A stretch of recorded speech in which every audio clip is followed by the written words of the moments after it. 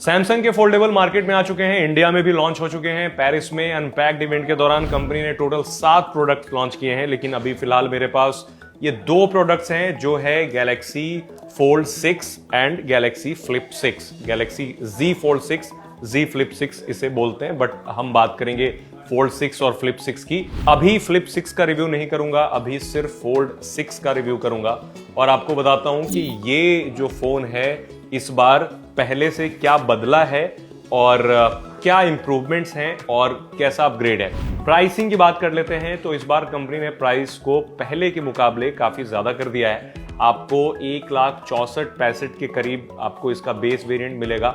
Top variant की कीमत 2 लाख के ऊपर चली जाती है। अच्छी बात यह है कि डिस्काउंट्स वगैरह काफी मिलते हैं इसके ऊपर, तो आप कम थोड़ा प्राइस में खरीद सकते हैं। सबसे पहले बात कर लेते हैं स्पेसिफिकेशंस की। पिछले जनरेशन फोल्ड के मुकाबले ज्यादा कुछ नहीं बदला है। लुक में अगर आप देखेंगे तो वैसा ही दिखता है। ये जो कवर स्क्रीन है थोड़ी बड़ी जरूर हो गई है, लेकिन उतना ज्यादा बड़ी नहीं है। 6.3 इंच की है, पहले 6.2 इंच की हुआ करती थी। हिंज ज्यादा बेटर है पहले से, फोल्ड अनफोल्ड करने में पहले से ज्यादा अच्छा फील होता है। प्लस कैमरा का आप जो प्लेसमेंट या फिर कैमरा का जो कैमरा मॉड्यूल देखेंगे तो उससे क्लियर हो जाता है कि एक नया फोन है। पहले वाला जो कैमरा प्लेसमेंट था या फिर कैमरा मॉड्यूल था वो इससे थोड़ा सा अलग था। प्लस ज्यादा बॉक्सी डिजाइन है, ज्यादा स्क्वायर शेप वाला फील होता है और होल्ड करने में काफी अच्छा है। थोड़ा सा पहले से पतला भी लगता है, बट ज्यादा मैं एक्सपेक्ट कर रहा था कि ज्यादा थिन होगा। अगेन जो स्पेसिफिकेशंस की बात कर लें तो इसमें आपको LTPO डिस्प्ले मिलती है। कवर जो डिस्प्ले है वो 6.3 इंच की है। अगर अनफोल्ड करने के बाद आप बात करें तो 7.6 इंच की डिस्प्ले है। स्क्रीन टू बॉडी रेशियो 91.0 का है। एंड्रॉयड 14 पे चलता है। 7 साल की सिक्योरिटी अपडेट इसमें आपको मिलता रहेगा। और जो प्रोसेसर है इसमें स्नैपड्रैगन 8 Gen 3 चिपसेट है, जो कि आपको S24 अल्ट्रा में भी देखने को मिलता है। कैमरा कमोबेश सेम है पिछले बार के मुकाबले, मतलब हार्डवेयर एक जो नया बदलाव है वो है अल्ट्रा वाइड लेंस 12 मेगापिक्सल का, वो नया लेंस है। बाकी 50 मेगापिक्सल के प्राइमरी लेंस हैं और 10 मेगापिक्सल का टेलीफोटो है। 12 मेगापिक्सल का जो अल्ट्रा वाइड है वो नया है। सेल्फी के लिए आपको इसमें 2 कैमरे मिलते हैं, एक कवर डिस्प्ले पे मिलता है और एक अंदर वाली डिस्प्ले पे मिलता है, जहां पर एक ऐसी सेटिंग है जिससे आपको कैमरा नजर नहीं आता है। क्रीज अभी भी नजर आती है, बट उतना ज्यादा नजर नहीं आती। अगर आप कुछ कंटेंट देख रहे हैं तो बिल्कुल नजर नहीं आती, बट अगर आप इसको वाइट करके देखते हैं या फिर ऐसे टिल्ट करके देखते हैं थोड़ा सा, तो क्रीज इज स्टिल देयर। अब बात कर लेते हैं AI फीचर्स की, क्योंकि इस बार कंपनी ने AI को लेकर के बहुत बड़े बड़े वादे किए हैं, बड़े बड़े दावे किए हैं कि इसमें बहुत सारे AI फीचर्स हैं। तो मैं अगर इसे AI फोन कहूं तो एग्जैजरेशन नहीं होगा, बिकॉज कई सारे फीचर जो हैं वो प्रैक्टिकल हैं। फॉर एग्जांपल मैं बताता हूं, कॉल असिस्ट फीचर है, चैट असिस्ट फीचर है, इंटरप्रेटर है, note assist, transcript assist, browsing assist, photo assist, drawing assist, photo ambient wallpaper, health assist और बहुत सारे AI फीचर्स हैं। इनमें से ज्यादातर AI फीचर्स आपको ऑन डिवाइस काम करते हुए मिल जाएंगे, जिसके डेटा प्रोटेक्शन की भी कंपनी ने बात करी थी और कहा था कि बहुत सारे जो फीचर्स हैं वो ऑन डिवाइस होते हैं और उसका डेटा क्लाउड पे नहीं जाता, तो डेटा सिक्योरिटी की भी इसमें काफी ज्यादा गुंजाइश है। सबसे पहले बात कर लेते हैं इंटरप्रेटर मोड की, जिसके बारे में आपने काफी एड्स वगैरह भी देखे होंगे। वो क्या है, काम काफी अच्छा करता है। आप इसे फ्लेक्स मोड में डाल सकते हैं और सामने किसी को कोई अगर आपकी लैंग्वेज नहीं समझ रहा है, लेट से आप कहीं जाते हैं और कोई दूसरी लैंग्वेज में बात करना चाहता है, तो आप अपनी लैंग्वेज में यहाँ पे बोलेंगे और इस डिस्प्ले पे उनको उनकी ही लैंग्वेज में दिखाई देगा, तो वो आराम से उसे पढ़ सकते हैं कि आप क्या बोल रहे हैं। फिर वो अपना जो भी, फॉर एग्जांपल आप एयरपोर्ट से उतरते हैं या फिर आप कोई परचेज करते हैं किसी शॉप में, आपको फ्रेंच नहीं आती, आपको हिंदी आती है, तो आप यहाँ हिंदी में बोलेंगे और यहाँ पर फ्रेंच में लिख जाएगा ताकि वो समझ जाए कि आप क्या बोल रहे हैं। इंटरप्रेटर मोड के अलावा इसमें ब्राउजिंग असिस्ट भी है। ब्राउजिंग असिस्ट लेकिन जो कंपनी अपना ब्राउजर सैमसंग का, उस ब्राउजर में ही काम करता है। फॉर एग्जांपल आप कोई आर्टिकल पढ़ रहे हैं, उसे ट्रांसलेट करना है किसी लैंग्वेज में तो ट्रांसलेट भी हो जाएगा। अगर आपको उसकी समरी चाहिए तो समराइज भी कर देगा।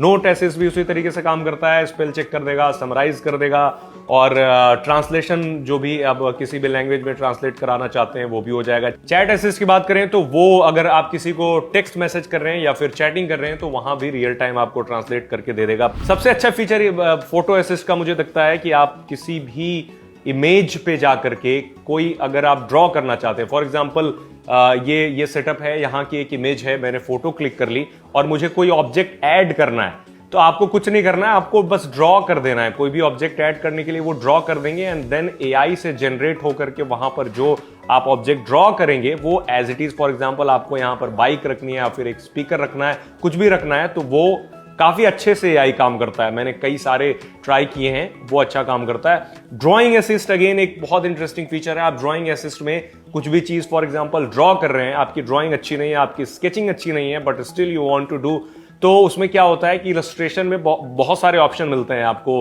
ऑयल पेंटिंग हो गया, फिर इलस्ट्रेट करने का ऑप्शन मिलेगा, अब वो एआई कर देगा सब कुछ। आप कुछ भी ड्रॉ करते हैं, मतलब एक नॉर्मल ड्राइंग करते हैं, लेकिन जब एआई जनरेट कर देगा उसे तो वही आपकी पेंटिंग ऐसी लगेगी कि कोई प्रोफेशनल पेंटिंग की गई है, तो वो एआई से जनरेटेड है। बट जैसा आप बनाएंगे वैसे ही होगा, मतलब आपको ऐसा लगेगा कि आपने ही बनाया है, बट उसको ज्यादा इनहेंस कर दिया जाएगा और बहुत सारे ऑप्शंस आपको वहां भी मिलेंगे। तो ये बहुत अच्छा फीचर है। फॉर एग्जांपल इलस्ट्रेशन का ऑप्शन है, water colour, sketch, pop art, 3D cartoon, तो ये काफी अच्छा है। अगर आप एस पेन इसके साथ यूज करेंगे, जो कि अनफॉर्चुनेटली फोन के साथ नहीं आता है, इसके साथ कवर आता है जिसमें आप एस पेन अटैच कर सकते हैं। कई लोग कंफ्यूज होते हैं कि इसमें एस पेन के लिए स्लॉट नहीं है, तो मैं बता दूं इसमें एस पेन का कोई स्लॉट नहीं है। एस पेन के लिए आपको अलग से अटैचमेंट लेना पड़ेगा और उसमें एस पेन लगाना पड़ेगा, जिसके बाद ही आप काम कर सकते हैं।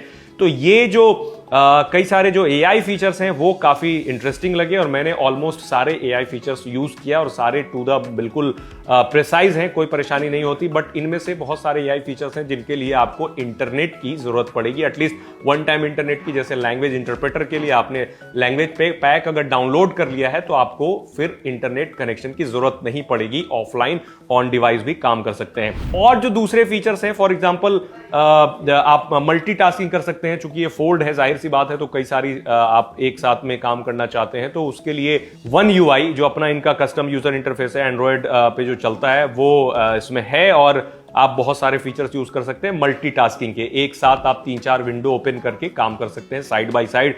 कैमरा क्वालिटी की बात करें तो पिछली बार का जो रिव्यू किया था हमने फोल्ड 5, उससे ज्यादा मुझे मतलब एक्स्ट्रा कुछ नहीं दिखता है फोटो में, to be very honest. Photography अच्छी होती है, क्वालिटी अच्छी है, मतलब जो फोटो हैं, रिजल्ट हैं अच्छे हैं, वीडियोस भी अच्छे हैं, सब कुछ अच्छा है। मैं एक्सपेक्ट कर रहा था कि बहुत ज्यादा पहले से अच्छी फोटो क्वालिटी मिलेगी और भी ज्यादा इनहैंस्ड होगी, बट इस बार पिछले बार के मुकाबले कैमरे में तो ज्यादा अपग्रेड नहीं देखने को मिलेगा। कवर डिस्प्ले को लेकर के थोड़ी सी मेरी कंप्लेन ये है कि इसको और ज्यादा बड़ा वाइड करना चाहिए था ताकि ज्यादा प्रैक्टिकल हो सके। इवन दो आप इस पे सारी चीजें कर सकते हैं, बहुत सारे ऐप्स, मतलब जितने सारे ऐप्स हैं आप इस पे स्टिल यूज कर सकते हैं, बट कई बार आपको लगेगा कि थोड़ी सी स्क्रीन और वाइड होती तो ज्यादा बेटर तरीके से आप इसे यूज कर सकते थे। और ज्यादातर टाइम 90% टाइम अभी भी मैं अगर इसे यूज करता हूं तो मुझे अनफोल्ड करने की जरूरत नहीं होती है क्योंकि बहुत सारे काम वहीं हो जाते हैं।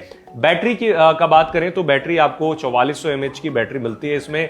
फास्ट चार्जर है, इसके साथ आपको कोई चार्जर नहीं मिलता, ब्रिक नहीं मिलता, केबल जरूर मिलता है जिससे चार्ज कर सकते हैं। फास्ट चार्जर है बट उतना भी फास्ट नहीं है जितना दूसरे कॉम्पिटिटर देते हैं, बट फोल्डेबल फोन में अभी भी ज्यादा फास्ट चार्जिंग नहीं होती तो इसमें चलेगा।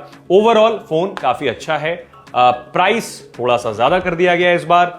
एआई फीचर्स की भरमार है, काफी एआई फीचर्स दिए गए हैं और जो इसका यूज करने का मतलब होल्ड करने का फोन को है, तो अब ऐसा ही नहीं लगता कि आप दो फोन साथ में यूज कर रहे हैं। मतलब पहले ऐसा था फोल्डेबल के साथ कि ऐसा लगता था कि दो फोन को मिला करके रखा गया है, ऐसा नहीं लगता, ऐसा ही लगता है एक फोन ही आपने पकड़ा है, क्योंकि सैमसंग को इस स्पेस में लगभग 5 से 6 साल हो गए फोल्डेबल बनाते हुए। बट अगली बार मैं एक्सपेक्ट करूंगा कि फोन का जो आउटर डिस्प्ले है वो थोड़ा सा ज्यादा हो और थिकनेस और कम हो। आप बताएं आपको ये फोन कैसा लगता है। फुल रिव्यू हमारी वेबसाइट aajtak.in पे आप जल्दी ही पढ़ेंगे।